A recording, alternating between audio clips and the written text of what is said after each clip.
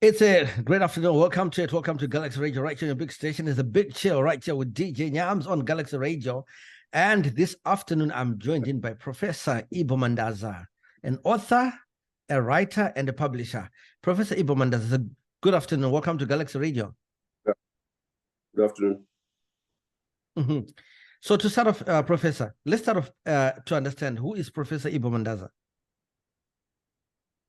I'm a Zimbabwean academic, author, and publisher.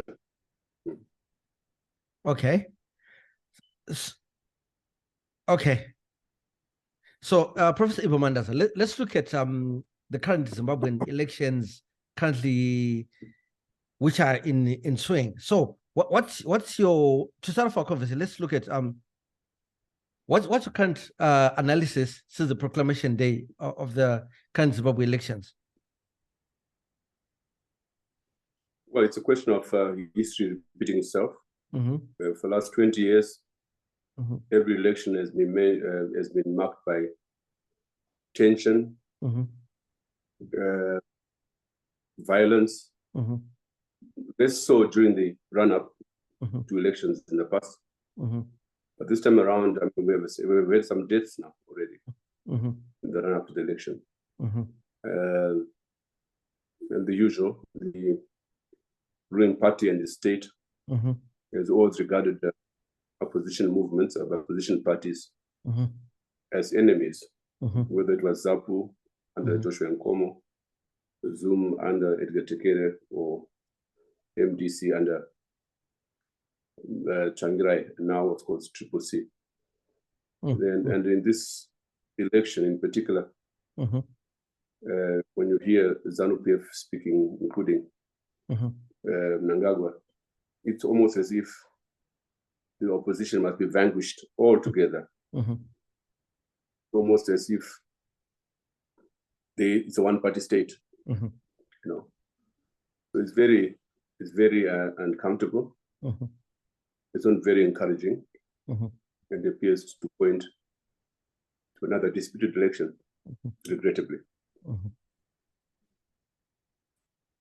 Okay, what would be your analysis on the opposition parties in Zimbabwe? Just generally, what would be your analysis based on all the opposition parties currently in Zimbabwe who are participating in the elections? Well, I think going by the history of Zimbabwe's recent history, the opposition in Zimbabwe is very large. I mean, in terms of broadly, if one talks about the population which is anti or opposed to ZANU-PF, I would say runs between 80 and 90%.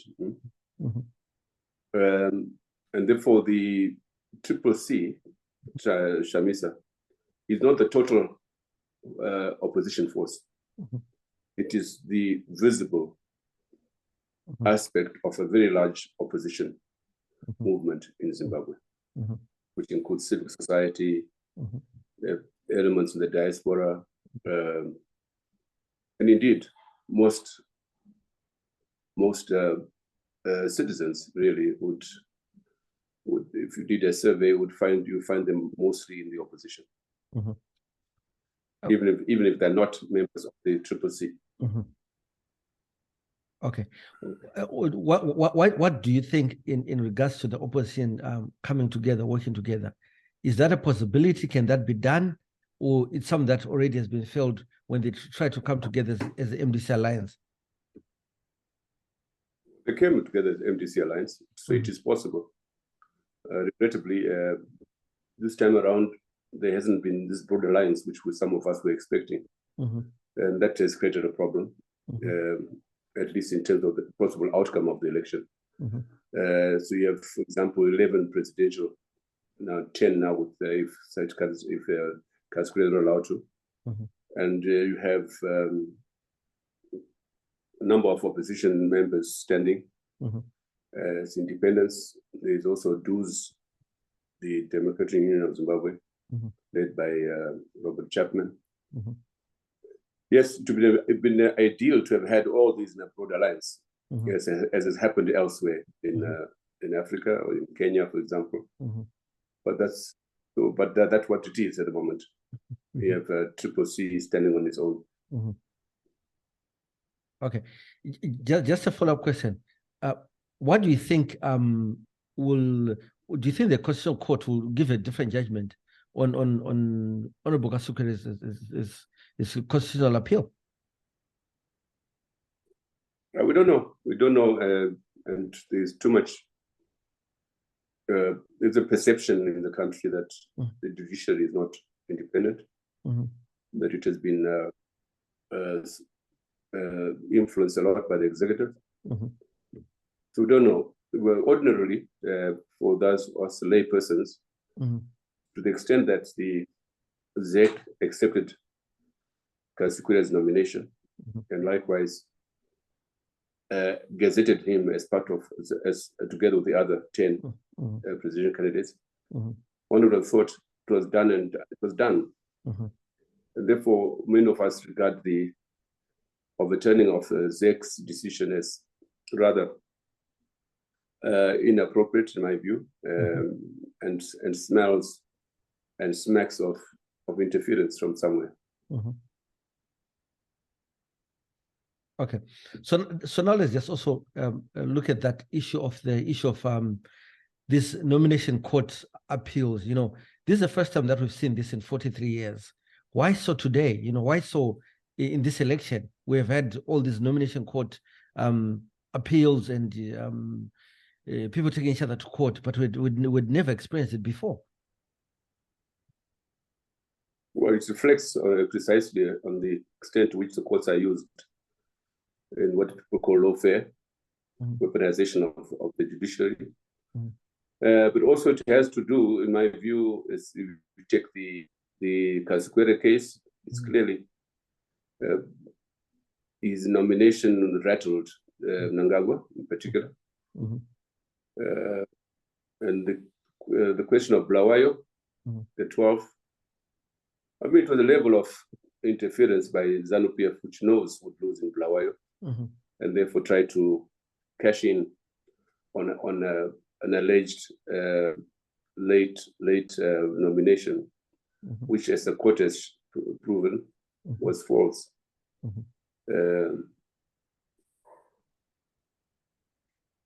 And I think when we have more and more of these court issues, you forget in 2018, the matter went to the Constitutional Court.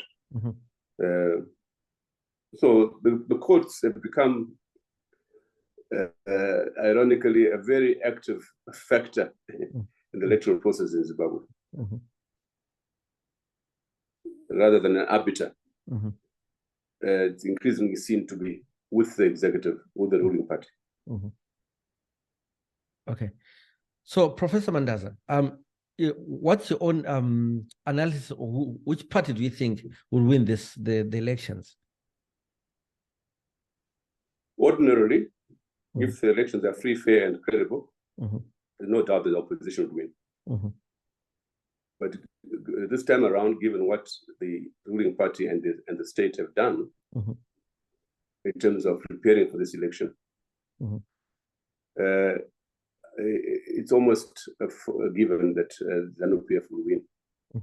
I'm talking really the machinery that has been put in place across the country by this shadowy organization called FAS, the allegations and the actual reports of interference, the primaries, the establishment of committees in the rural areas around the headman, and regimentation generally of the voter in the rural areas.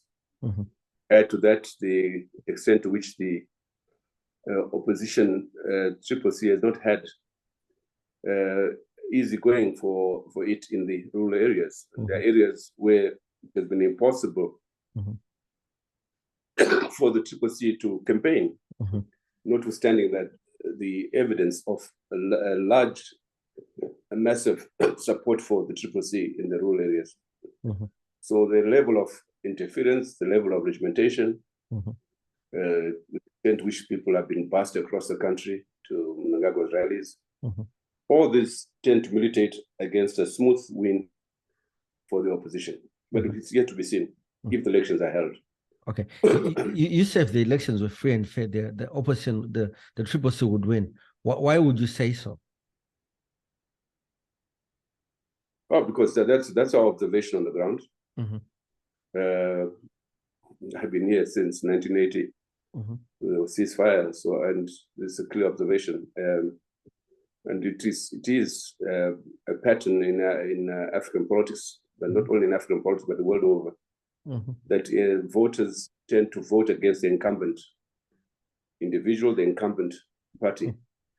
That has been the pattern. And I would say that from 2000 onwards, I doubt if ZANU-PF ever won an election, a free, fair and credible election. No. And I'm saying the extent to which the regimentation at every election takes place on the part of ZANU-PF and the state is evidence that they are trying to push back against the inevitable, which is a loss at the polls. And you take we have to distinguish between parliamentary elections, in which admittedly, as many ZANU-PF MPs will win because of their performance in the constituency, the effectiveness, some of whom have been in the constituencies. So, and you should be surprised if you have a large majority of ZANU-PF MPs. So that's parliamentary and local government. But when it comes to presidential, it's very clear that Mnangagwa is unlikely to win. If you look at the data of the previous election, Mr. Mnangagwa lost in 118 constituencies out of 210, a large number. We had situations such as Manicaland, where ZANU-PF won 23 out of 26 seats in 2018. Mnangagwa lost Manicaland. Look at Matabele North, ZANU-PF won 9 seats, and all the 9, and Mnangagwa got 5% of the vote. So in fact, if you go back to the era of the advent of so-called harmonized election, it was meant to try and counter this disparity between the parliamentary vote and the presidential vote. That has not worked out that way. Yeah, and so if you look at those figures that I've just given you, and the fact that Mnangagwa avoided a runoff by 37,000 votes, tells you how close it was, even by their own admission. Many of us and many observers believe that Mnangagwa was no more than 33% in 2018. So clearly, the extent to which the campaign by ZANU-PF is highlighted or emphasized disproportionately the presidential as opposed to parliamentary tells you that they have an uphill battle if Mnangagwa is to win. I still believe that he won't win. Okay. All right. You're tuning into Galaxy Radio, your number one station, broadcasting live from Germany. And I'm joined by Professor Ibo Mandaza, who's an academic, an author, and also a publisher. And we're talking about the Zimbabwean elections. So, Professor Mandaza, do you think the political environment, the environment is conducive for the elections, for a free and fair election? No, not at all. On the contrary, if you go back right to the voters' roll, which has not been, which is plagued with anomalies. Every day there's an organization called Pachedu who has been highlighting enormous problems the voters' roll. And if you go back to the delimitation report, which, as you know, was condemned in many quarters, it's been faulty, and in a normal country, election wouldn't have taken place with such a delimitation report. Add to that the very uneven playing field. The opposition not being allowed access to the media, the regimentation to which reference I made, the extent to which the opposition is just treated like an enemy. number of deaths, one just 2 days ago, a young man was killed. All this points to a very nasty electoral process with the inevitable nasty outcome, a disputed election. In fact, we have been running a series at Surface Trust and Rao. We've been running a series of webinars, the last being last Thursday, where the question was asked, to what extent is the electoral process in Zimbabwe conformed to the best practices regionally, continentally, and internationally? And the verdict was that no, it doesn't so far. And it's interesting asking the observers who are already here what their view is. Many of them already are of the conclusion that the electoral process is not given to free, fair, and credible elections. Regrettably, they only publish the reports after the election. One would have liked to have them make a verdict right now before the election. That's the nature of the election industry in our countries. Okay. We observers are mostly tourists rather than persons really intent on examining the situation. There's even a tendency by European observers to treat Zimbabwe differently, or African countries differently, to lower the bar, so to speak. One would expect that the electoral process in any country should conform to international standards. All right, Professor Mandaza, looking at the last report from the observers who came to observe the elections in Zimbabwe, it seemed like none of those recommendations have been done. And then the question now becomes, why is the opposition still participating in those elections if the electoral reforms have not been done? And who had the responsibility of ensuring that those electoral reforms that have been given, some of those recommendations are actually implemented? Well, this is the paradox about Zimbabwean politics. That notwithstanding clear evidence that elections will not be free, fair, and credible, the opposition still goes into elections. And this happened in 2013, where the opposition was warned by the heads of state of SADC not to go into the election a month before the election. They still went in, and of course, the result was inevitable. They lost, inverted commas. Now, this time it's even worse in 2023, but they're intent on going all the same. That's so.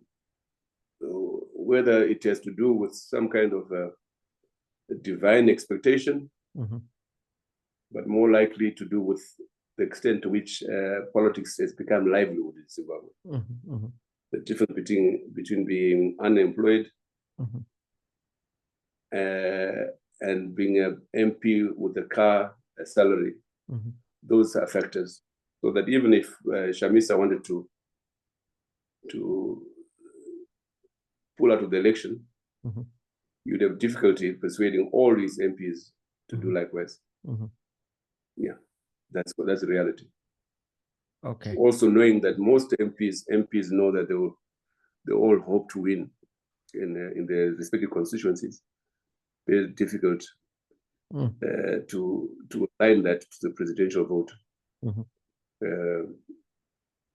So we are back, as I said earlier on, to a situation where history is repeating itself again and again. Okay.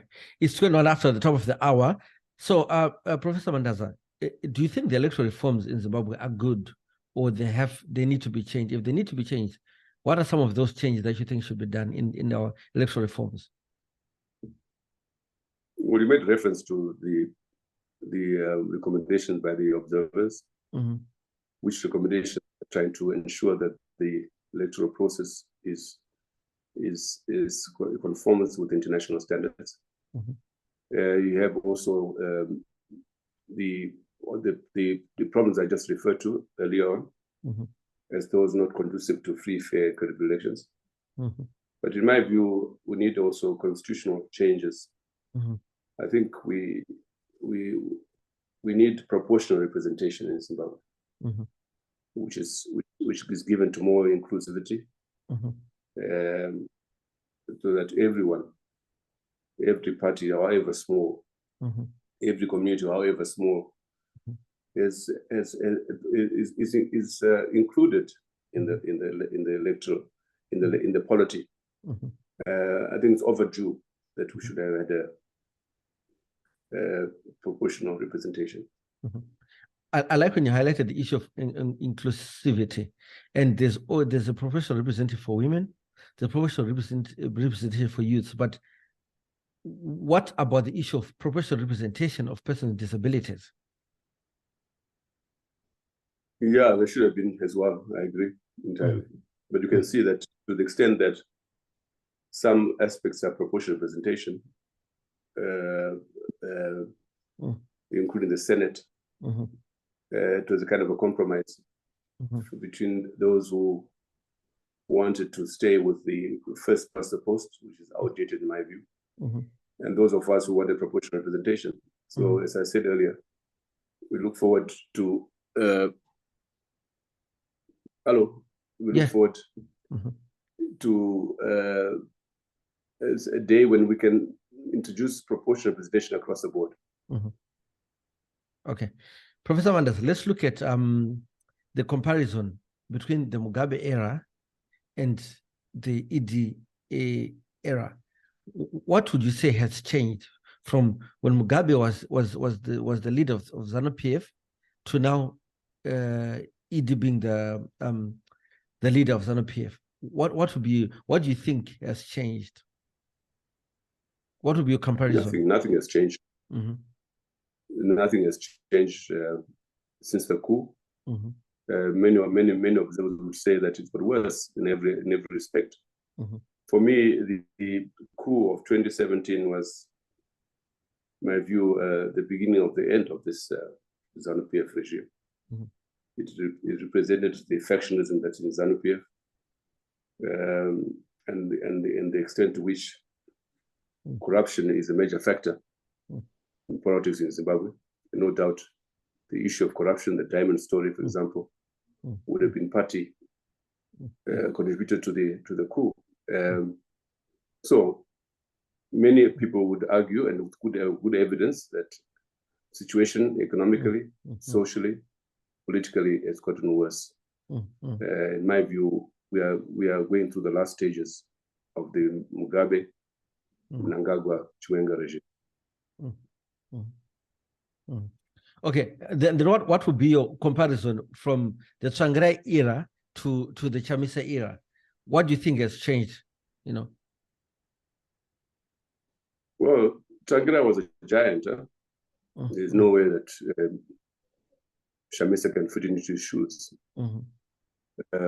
Also, the Tsvangirai era, he came from trade union background, where the issue of organization was central. So the MDC under Tsvangirai was more organized, more broad-based in terms of leadership. And Chamisa, by contrast, appears to want to thrive on a kind of structureless, as some have said, even though, in my view, even though he denies it, Chamisa is still relying very much on the structures of the old MDC. It was only a change in name, but basically the fundamentals of the MDC, the organizational structures, and the support base and the social base remain the same. And so those who have criticized Chamisa for having no structures on, I think I only have correct, except that Chamisa himself doesn't want to admit it, that basically he's still using the same structures as were there, as are there since Morgan Tsvangirai's time. Okay. Professor Mandaza, So just for us to be concluding, I just want your recommendations on some of these electoral processes, the elections in Zimbabwe. What would be your recommendations in order for Zimbabwe to at least have some elections which are free, fair, and credible? They might not happen this election or even in the next election. What would be your recommendation? My recommendation is that we have to break the cycle of repeated and disputed elections. Mm-hmm. And some of us have recommended a breathing space, mm-hmm. what we call the transitional authority, mm-hmm. during which period, whether it's 2 years or 5 years, Zimbabwe heals socially. Mm-hmm. The political reforms are undertaken, mm-hmm. economic reforms are undertaken, mm-hmm. and before the next elections, so that the reforms must include electoral reforms, mm-hmm. along the lines of other countries. Mm-hmm. There must be a restoration of the constitutionalism, mm-hmm. Rule of law, mm-hmm. reform of our national institutions, mm-hmm. and above all, the democratic principle, which is an accountable executive, mm-hmm. a vibrant legislature, mm-hmm. and a fiercely independent judiciary. Mm-hmm. These are the hallmarks of any democratic order. Mm-hmm. To the extent that we don't have them in Zimbabwe, we cannot say we have a democracy in Zimbabwe. So those are my concluded remarks. Mm-hmm. Mm-hmm. Okay, just Professor Mandaza, just a quick one. Do you think SADC is actually in really much more has got an interest in the Zimbabwe elections, or they just, to them it's just another process, it's just another event? SADC is their only name. Mm-hmm. It has long lost its mission. Mm-hmm. It's just a reflection of the politics of the region, mm-hmm. of the country region. Mm-hmm. Certainly, it has no muscle at all. Mm-hmm. In my view, it needs to reform itself. Mm-hmm. Thank you. Okay. Professor Ivo Mandaza, thank you so much for coming through on Galaxy Radio, and we hope to contact you some other time and bring you back onto the show. Otherwise, we thank you and have yourself a great afternoon. Thank you.